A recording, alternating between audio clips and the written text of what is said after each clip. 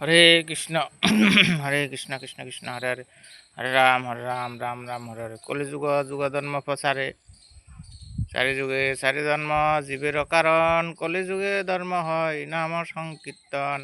অতএব কলিযুগে নাম যজ্ঞ সার, আর কোনো ধর্ম করলে নাহি হয় পার। তাই সমস্ত জীবের উদ্ধারের জন্য, মঙ্গলের জন্য এই হরিনাম ছাড়া জীবের গতি নাই, গতি নাই, গতি নাই। হরের নাম হরের নাম হরের নাম হইব কেবলম কলু নাস্তিব্য নাস্তিব্য গতির অন্যথা।